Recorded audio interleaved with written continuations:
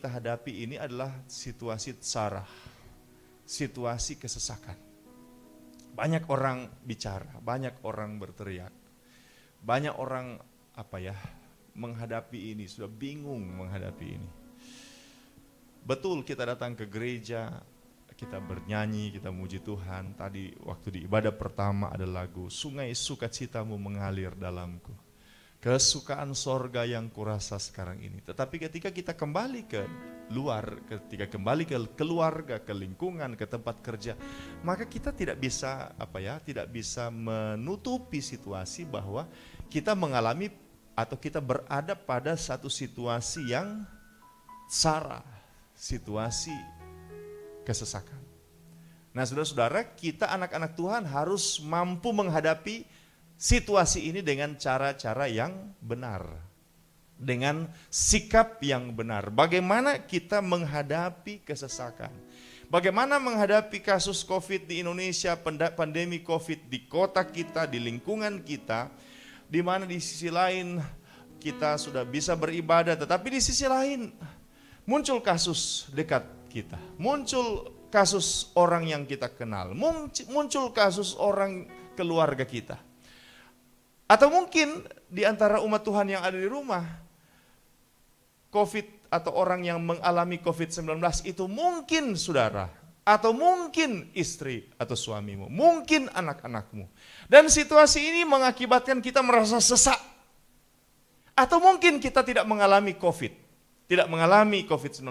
Tetapi kita sementara menghadapi situasi yang dampak dari COVID itu. Ada orang yang kehilangan pekerjaan, akhirnya PHK. Dia mau marah ke perusahaan, perusahaan tidak bisa berbuat banyak. Padahal baru bikin kontrak dengan gaji seperti ini, tetapi ini situasi yang terjadi. Dia mungkin mengalami masalah dengan lingkungan pekerjaannya. Dia harus dirumahkan, sementara di rumah dia harus menghadapi beban hidup. COVID, tetapi semua masih harus makan. Apalagi ketika istri anak-anaknya misalnya pas buka FB muncul pempek Palembang, muncul Milu siram. Dan kemudian anak-anaknya mulai bilang, "Papa, makan COVID." Bukan makan COVID. Makan ini, makan itu. Sementara si ayah baru dapat PHK, baru dapat ini. Saudara-saudara, bagaimana kita menghadapi kesesakan? Saya ingin bernyanyi dulu, saudara-saudara. Jika aku berada dalam kesesakan, Engkau mempertahankan hidupku ini, dan tangan kananmu menyelamatkan aku. Yesus akan menyelesaikan bagiku. Jika aku berada dalam kesesakan, Engkau mempertahankan hidupku ini, dan tangan kananmu menyelamatkan aku. Yesus akan menyelesaikan bagiku. Ku bersyukur buat kasih-Mu yang tak pernah berubah. Ku bersyukur buat kebaikan-Mu sekarang dan selama-lamanya. Ku bersyukur.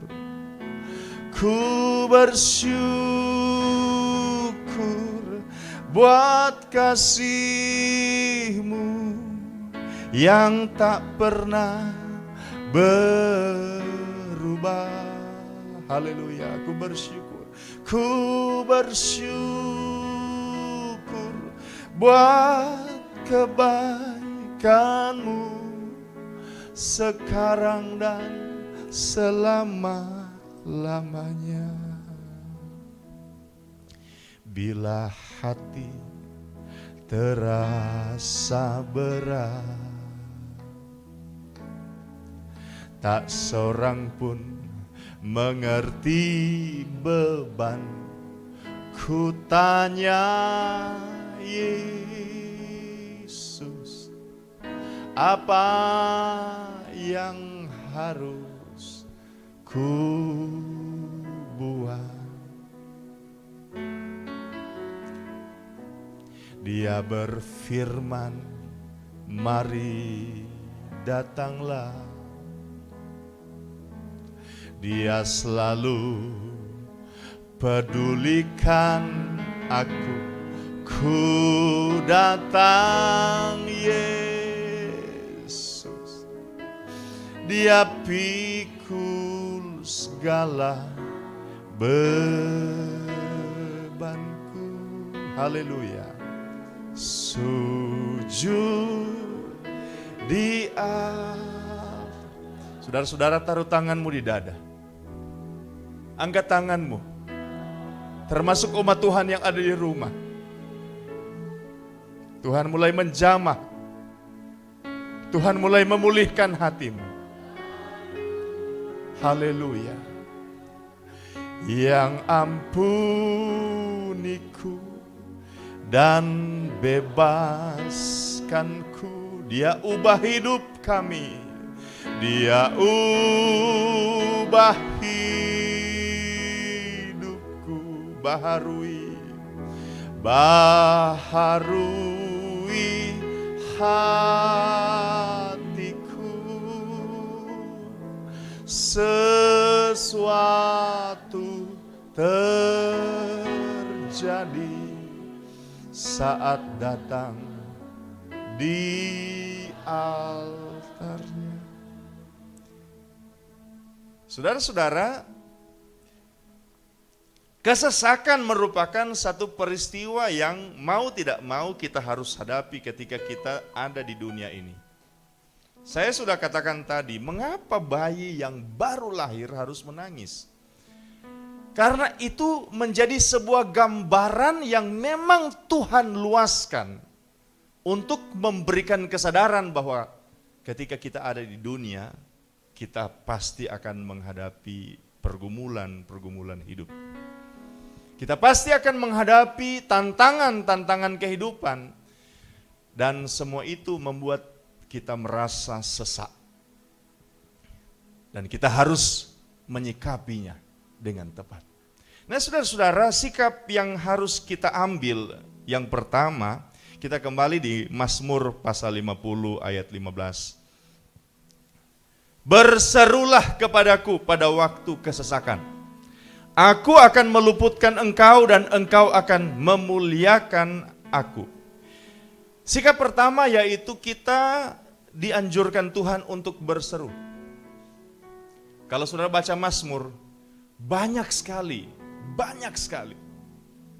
ayat-ayat yang menuliskan atau mengajak anak-anak Tuhan atau kesaksian dari pemazmur tentang berseru, tentang seruan. Banyak sekali, saudara-saudara, banyak sekali. Berseru. Alkitab banyak menulis tentang berseru. Tetapi saudara-saudara, berseru di sini bukan berseru sekedar berteriak melampiaskan kekesalan. Berseru di sini bukan hanya sekedar berteriak marah-marah. Kita lampiaskan kekesalan kita kepada orang, kita lampiaskan kekesalan kita kepada siapa kita mungkin tidak tahu. Tetapi berseru di sini adalah teriakan kita tujukan kepada Tuhan. Lebih ideal kalau misalnya seruan kita dalam bentuk doa. Haleluya. Nah, kalau dalam bentuk doa, anak kecil pun tahu berdoa. Ada orang saudara-saudara bingung, bagaimana berdoa? Ya, berdoa sederhana. Saudara-saudara, sudah pernah dengar ada kalimat begini, Tuhan mengerti bahasa air mata? Pernah dengar? Sekarang saya mau tanya, bahasa air mata huruf A-nya di mana? Apa itu bahasa air mata? Ya sederhana, orang menangis.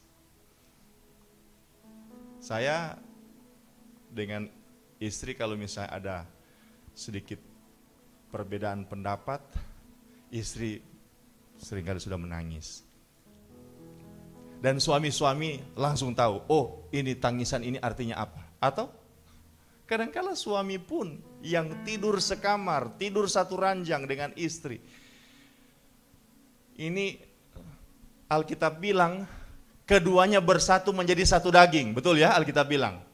Suami pun tidak tahu apa makna bahasa air mata, apa makna air mata ini. Ini air mata marah, ini air mata sakit hati, ini air mata kesal, ini air mata apa. Kalaupun kita tahu ini air mata, ada sesuatu yang disembunyikan. Nah, sembunyikan itu apa? Suami yang tidur di samping istri, itu pun tidak tahu. Tapi Alkitab bilang Tuhan tahu bahasa air mata. Artinya, sedangkan air mata bahasanya Tuhan tahu. Kenapa Tuhan tahu isi hati? Apalagi orang kalau misalnya berdoa, kemudian doanya ke sana kemari. Ada orang yang kalau doa, penuh kata Tuhan. Oh Tuhan, kami datang Tuhan. Tuhan Yesus, kami berdoa kepadamu Tuhan. Kami berdoa Tuhan. Berikan kami makanan Tuhan. Besok kami akan ke sekolah Tuhan. Dua kata lain Tuhan, dua kata lain Tuhan. Tuhan, ada haleluya. Oh haleluya, kami datang kepadamu haleluya. Kami bersyukur kepadamu haleluya. Tuhan kami berdoa untuk gembala kami haleluya. Oh gembala kami namanya David Araro bukan haleluya. Anak-anak kami haleluya. Nah, ya kan ada seperti itu.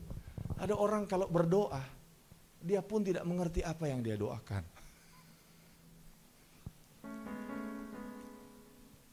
Tapi dengar baik, kalau Tuhan tahu bahasa air mata, berarti dia tahu maksud saudara ketika berdoa dan doa kita mungkin belepotan. Saya kurang tahu benar terjadi atau tidak, tapi anggaplah sebagai ilustrasi seorang anak pulang dari sekolah minggu di Afrika, rumahnya agak jauh dari gereja.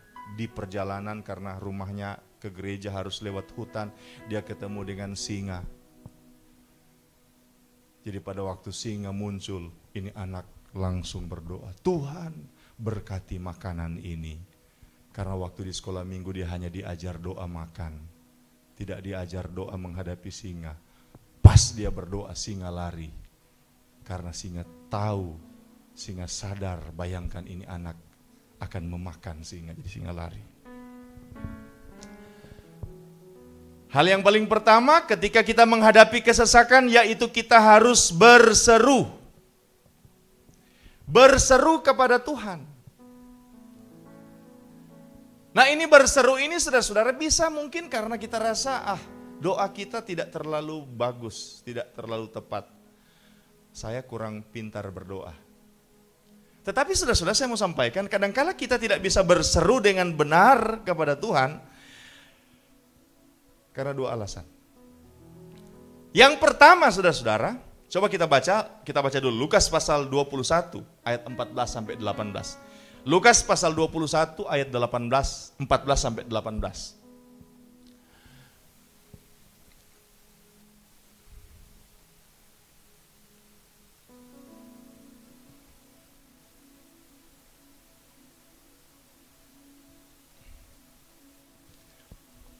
Ayat 10 maksud saya, Lukas pasal 18 ayat 10. Ada dua orang pergi ke bait Allah untuk berdoa. Yang seorang adalah Farisi dan yang lain pemungut cukai. Orang Farisi itu berdiri dan berdoa dalam hatinya begini, Ya Allah, aku mengucap syukur kepadamu karena aku tidak sama seperti semua orang lain. Bukan perampok, bukan orang lalim, bukan bezina, dan bukan juga seperti pemungut cukai ini. Aku berpuasa 2 kali seminggu. Aku memberikan 1/10 dari segala penghasilanku. Itu model pertama. Jadi Orang ini berseru kepada Tuhan dan dia tahu Tuhan akan menjawab seruannya karena dia merasa dia adalah orang baik. Dia merasa dia adalah orang yang tidak melakukan hal-hal yang jahat. Wah, dia mengucap syukur untuk sesuatu yang menurut saya untuk sebuah kesombongan. Aku bersyukur aku tidak sama seperti semua orang lain. Bukan perampok, bukan lalim, bukan zina, bukan pemungut cukai ini. Puasa 2 kali seminggu, wah. Jemaat GPD DTC puasa. Ini orang Farisi 2 kali seminggu puasa. Kita kan ada puasa rantai. Hari begini puasa. Wah, besok hari begini keluarga ini. Lusa saya pernah ada pengalaman. Pas tanggal puasa lupa. Kenapa gembala harus bilang begitu? Supaya jemaat yang lupa juga tidak akan malu hati. Jadi pas lupa langsung minta ampun. Mengapa gembala bilang seperti itu? Supaya kalau jemaat lupa langsung minta ampun. Tetapi saudara-saudara luar biasa. Di hari puasa kami, keluarga, kami sama-sama dengan seorang pemuda. Sudah tahu Aki toh? Saudara bayangkan, jadi kami keluarga gembala dipasangkan dengan Aki. Dan pas puasa, ini kalau Aki dengar, jangan sampai sombong rohani dia. Jadi kami lupa. Beberapa saat kemudian Aki telepon, Aki WA atau telepon, Pak Gembala, ini orang hari puasa toh? Aki puasa, gembala lupa. Ternyata kita tidak boleh pandang remeh orang. Amin. Tidak boleh pandang remeh. Jangan ada jemaat merasa, oh saya lebih rohani dari dia. Buktinya kami gembala hari itu lupa. Aki ingat, Pak Gembala ada puasa. Saya bilang, iyo ada puasa. Iyo Pak Gembala, kita ada puasa. Aduh, saya diselamatkan oleh Aki. Itu mengajar saya bahwa semua jemaat itu memiliki potensi untuk menopang pelayanan. Amin. Coba lihat kanan kirimu. Mungkin ada orang yang saudara anggap sepele. Jangan anggap sepele. Sebab di jemaat semua anak-anak Tuhan termasuk anak-anak muda, remaja sekalipun memiliki potensi di hadapan Tuhan. Haleluya. Kurang haleluyanya. Haleluya. Haleluya. Yang bikin bertobat Naaman siapa? Seorang budak kecil. Haleluya. Yang membuat 5.000 orang bisa makan roti dengan ikan siapa? Seorang anak yang punya 5 ketul roti dan 2 ikan. Jangan pandang remeh potensi-potensi dalam jemaat. Meskipun dia masih umur muda. Meskipun mungkin dia keluarganya sederhana. Meskipun dia pekerjaannya sederhana, jangan pandang remeh. Jemaat semuanya meskipun muda, meskipun sederhana, siapapun kita, mari kita harus sadar bahwa kita punya potensi di dalam Tuhan. Katakan amin. Haleluya. Haleluya. Puji Tuhan. Ini orang Farisi ini merasa hebat. Dia anggap pemungut cukai ini, apalagi saya dibandingkan dengan pemungut cukai ini, tidak ada banding. Tidak boleh disetarakan. Saya ini begini, jadi Tuhan harus jawab. Saya mau sampaikan kepada kita semua, bahwa kalau Tuhan jawab doamu bukan karena engkau hebat.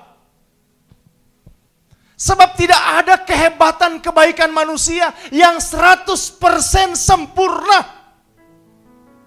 Alkitab katakan kebaikan kita seperti kain kotor di hadapan Tuhan.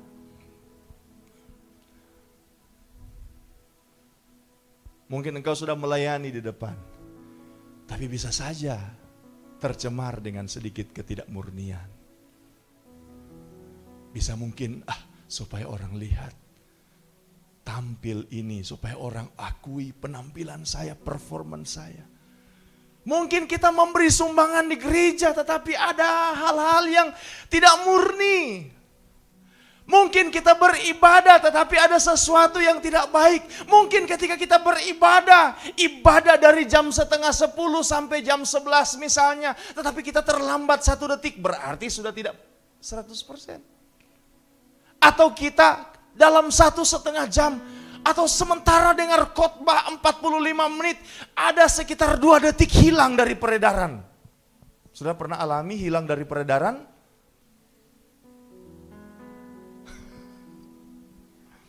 Satu bapak dia bersaksi, dia bilang begini, wah saya baru pulang dari ibadah bersama dengan pendeta Siwi di Palembang. Dan dia cerita sama papa saya waktu itu dengar. Dan Brur tahu, ini suasana hadirat Tuhan luar biasa. Luar biasa ini suasana hadirat Tuhan. Pas waktu itu perjamuan Tuhan, kami rasakan hadirat Tuhan luar biasa. Makan roti, pas minum anggur Brur tahu. Pas saya mau minum, cawan saya tidak ada.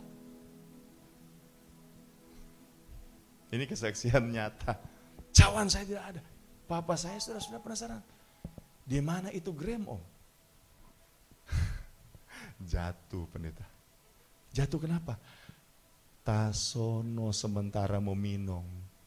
Rupanya ini pendeta pas mau minum cawan berkata-kata sejenak. Tang. Ini om Tasono. Jatuh ini cawan. Pas dia minum hilang. Ini bagaimana ini hadirat Tuhan begitu?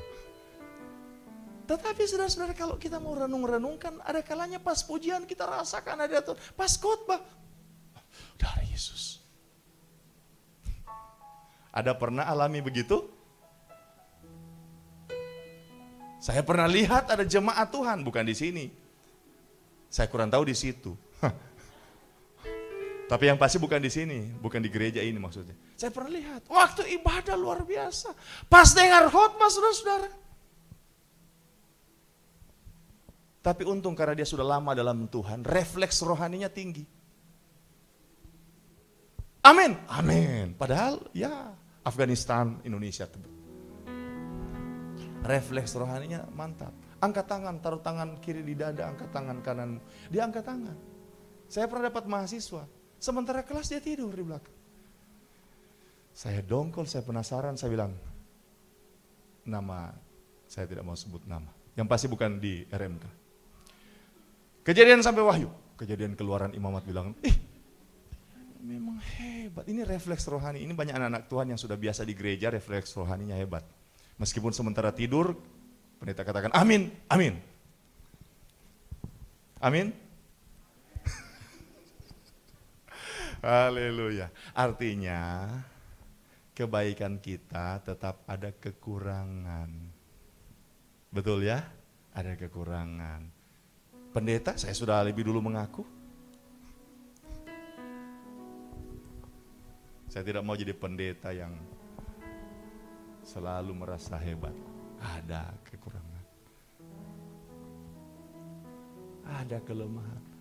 Jadi kalau kita berseru kepada Tuhan, jangan andalkan kehebatan kita, perbuatan baik kita. Jangan andalkan moralitas kita. Datanglah berseru kepada Tuhan bukan karena kehebatan kita. Sebab kehebatan perbuatan baik kita ada kurangnya.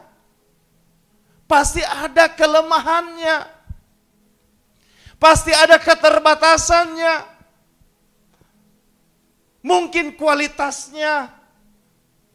Mungkin hati sudah murni, Semi dan kawan-kawan main musik, hati sudah murni sekali. Ada masalah dengan kualitas, kenapa? Pas intro salah.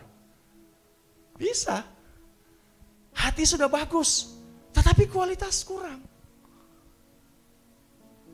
Kain dan Habel contoh, ibadah sama-sama. Habel persembahkan kambing domba, Kain persembahkan hasil bumi. Alkitab katakan yang mulai beribadah adalah Kain, baru kemudian disebutkan Habel. Ada kemungkinan Kain yang lebih dulu inisiatif, adiknya lihat kakak ibadah, adik ikut. Ada kemungkinan. Jadi inisiatif Kain. Tetapi kualitas persembahan Kain masih kalah dengan Habel. Saya rasa mungkin itu alasan kenapa Kain marah sekali. Karena mungkin dia yang lebih dulu berinisiatif untuk beribadah. Habel tanya, "Kak mau apa?" "Mau ibadah." "Oh mau ibadah, saya juga mau ibadah." Dia yang ikut-ikutan beribadah. Dia yang ditilik oleh Tuhan, bukan saya. Padahal persembahan saya, kualitas kita bukan dasar kita mengharapkan jawaban Tuhan. Haleluya. Haleluya. Saya ingin menganjurkan termasuk diri saya kepada kita semua untuk tidak merasa hebat ketika datang kepada Tuhan. Lidiki aku, lihat hatiku, apakah aku sungguh mengasihimu, Yesus. Kau yang maha tahu dan menilai hidup, tak ada yang tersembunyi bagi. Karena itu saudara-saudara, coba kita renungkan. Kenapa kadangkala suara kita sudah sangat bagus, permainan musik sudah sangat bagus, tapi kenapa sepertinya tidak ada hadirat Tuhan? Ya karena hati juga menentukan.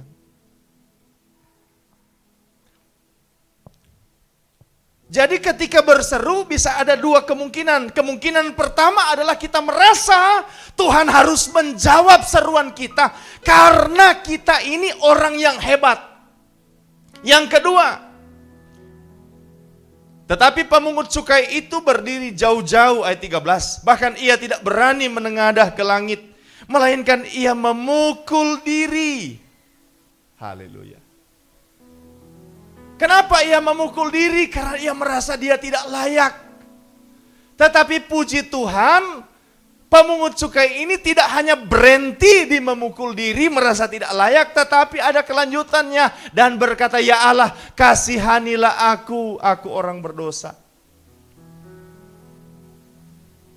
Kalau kita hanya berhenti sampai merasa bahwa tidak layak, ingat baik-baik ini dan waspada baik-baik. Iblis gunakan kesempatan untuk apa? Membuat kita sangat rasa berdosa, sangat rasa bersalah, menanamkan intimidasi, provokasi dan berkata, "Kamu tidak akan pernah layak untuk datang di hadirat Tuhan. Kamu tidak akan pernah layak untuk berseru kepada Tuhan. Tuhan Allah itu kudus, sementara kamu kudus. Kamu tidak cocok untuk ada di hadirat Tuhan. Memang kamu tidak boleh. Mari jadi pengikut saya, sama-sama kudis." Iblis akan provokasi. Karena itu mengapa, jangan heran saudara-saudara, mengapa ada banyak kali orang yang sudah berdosa tidak lagi ke gereja. Kenapa? Dia merasa dia tidak layak di gereja. Gereja itu tempatnya orang-orang kudus semua. Jangan dulu masuk gereja. Kenapa? Jangan dulu melayani. Mengapa? Tidak layak. Tunggu dulu Pak Pendeta, Pak Gembala, tunggu dulu, saya tidak akan beribadah dulu. Saya merasa saya tidak layak, nanti kalau saya layak. Saudara-saudara, semakin jauh kita dari Tuhan, maka semakin jauh kita melakukan dosa. Bikin dosa, misalnya ini gereja, persekutuan dengan Tuhan. Karena kita bikin dosa, jangan. Saya takut di situ. Di sini dulu. Saudara-saudara, sedangkan kita ada di sini, ada kemungkinan berbuat dosa, apalagi kita di sini. Saudara mengerti? Jangan dulu Pak. Nanti jawab Pak Gembala, kalau misalnya sobaya-baya semua baru kita mau masuk gereja. Nanti kalau sudah beres semua, hati saya sudah beres, baru saya masuk gereja. Kalau sudah beres, baru saya mau melayani. Sekarang Pak Gembala, aduh Pak Pendeta, saya masih belum layak. Iblis intimidasi, iblis provokasi, kamu tidak layak, kamu tidak layak, kamu tidak layak. Tapi saya mau sampaikan, ada satu kisah. Kisah ini membantu kita untuk memahami betapa Tuhan kita Allah yang Maha Kasih. Coba kita lihat Kejadian.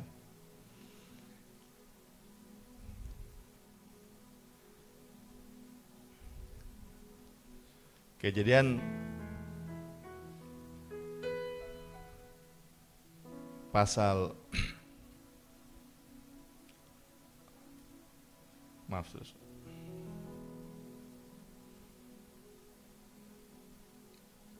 pasal 21. Kejadian pasal 21.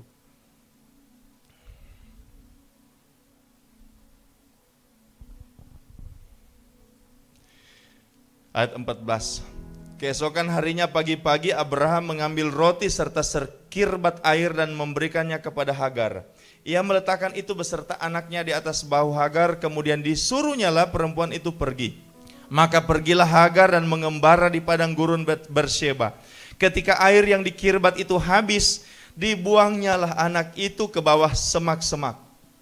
Dan ia duduk agak jauh, kira-kira sepemana jauhnya, sebab katanya, tidak tahan aku melihat anak itu mati. Sedang ia duduk di situ, menangislah ia dengan suara nyaring. Ayat 17, Allah mendengar suara anak itu, lalu malaikat Allah berseru dari langit kepada Hagar, katanya kepadanya, apakah yang engkau susahkan Hagar? Janganlah takut, sebab Allah telah mendengar suara anak itu dari tempat ia berparing.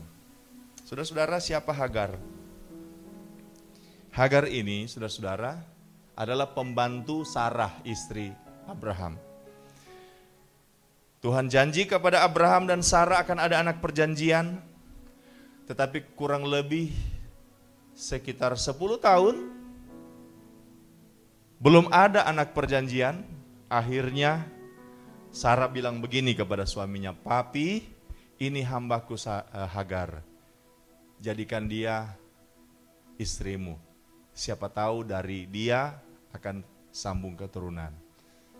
Ini Abraham mau-mau saja. Saya juga bingung kenapa Tuhan bilang dia bapak orang beriman.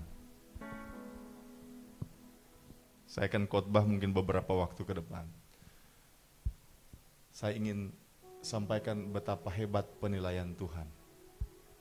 Itu Abraham itu, bayangkan sudah begitu disebut bapak orang beriman. Penilaian Tuhan itu luar biasa. Tapi saya akan khotbah di waktu lain. Setelah Hagar mengandung, dia pandang remeh ini Sarah. Padahal kan kalau berpikir duniawi, ini gara-gara nyonya saya sampai saya bisa mengandung dari Tuhan. Saya diperlakukan dengan sangat baik. Ini Hagar ini dia pandang remeh. Dan kemudian dia seperti menindas ini Sarah. Jadi ini Hagar ini apa ya? Sudah tidak tahu diuntung ini Hagar ini. Kemudian anak yang dilahirkan ini bukan anak perjanjian. Akhirnya disuruh pergi dari rumah. Si Hagar bersama anak yang bukan anak perjanjian Ismail ini. Dan saudara-saudara, ketika mereka ada di satu padang gurun, menangis ini Hagar, menangis.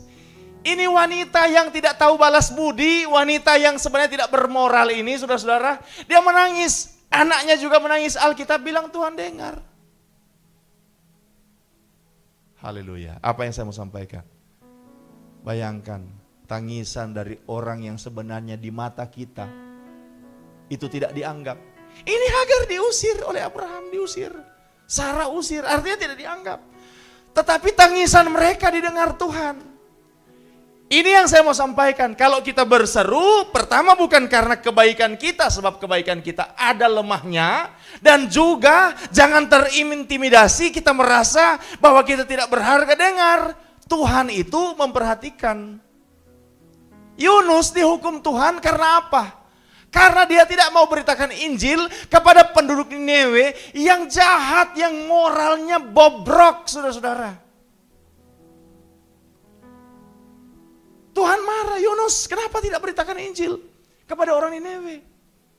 Yunus lari, harus ada badai, dilempar ke laut, ikan besar telan ini Yunus. Haleluya. Kita berseru bukan karena kita hebat. Kita juga jangan takut berseru karena merasa diri tidak punya apa-apa. Mari kita berseru karena merasa bahwa Tuhan kita baik. Tuhan kita baik. Haleluya, Tuhan kita baik. Ketika berada pada pengalaman-pengalaman kesesakan, marilah berseru kepada Tuhan. Jangan bahas status. Duh, susah sekali ini hidup. Siapa mau help? Maka teman-teman kita mulai kasih jempol. Mulai komen, kia padang say, ada masalah apa? Langsung saudara katakan, inbox nih.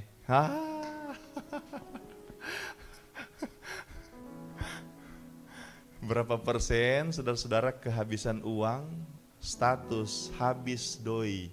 Dan kemudian ada orang yang langsung transfer di rekening, tiba-tiba habis uang. Puji Tuhan, transfer sekian. Ada? Paling cuma dapat jempol. Daripada dapat like manusia, lebih baik berseru, dapat perhatian Tuhan. Haleluya. Saya mau khotbah lebih tapi waktu sudah tidak mengizinkan. Berseru. Berseru. Jangan rasa, aduh saya sudah tidak setia. Saya malu berseru ke Tuhan. Berserulah. Bereskan dengan Tuhan. Tuhan ampuni saya. Kemudian berserulah. Tuhan, saya ini kalau misalnya dalam keadaan diberkati, saya lupa Tuhan. Saya lupa gereja. Semua berkat untuk saya. Saya malu. Tidak apa-apa. Tuhan mengasihi kita. Amin, saudara. Tuhan, waktu saya sehat, saya kurang setia. Sekarang saya sakit Tuhan. Apakah Engkau masih mendengar? Karena itu muncul lagu, Tuhan apa masihkah mau mendengarkan doaku? Ya kan ada lagu begitu.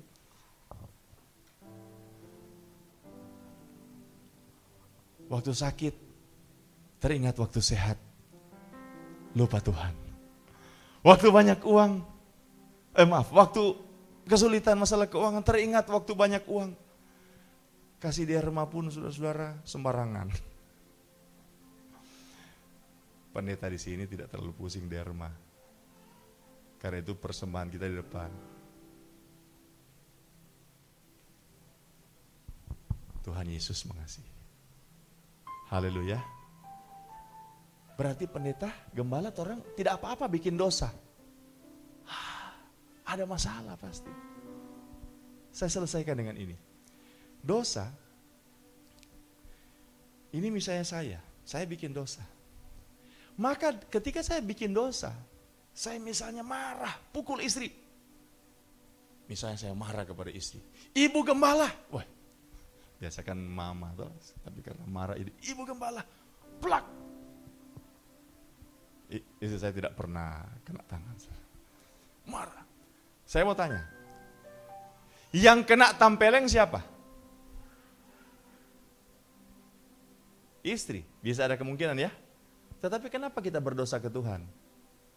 Karena ketika kita tidak mengasihi orang lain, kita melanggar hukum Tuhan. Jadi ketika kita berbuat dosa, maka kita punya masalah dengan Tuhan. Tetapi dengar baik, orang bikin dosa masalahnya bukan hanya dengan Tuhan, tetapi masalahnya juga dengan istri. Misalnya saudara tampeleng istri, maka suami-suami yang tampeleng istri, istrinya akan akar pahit dengan saudara.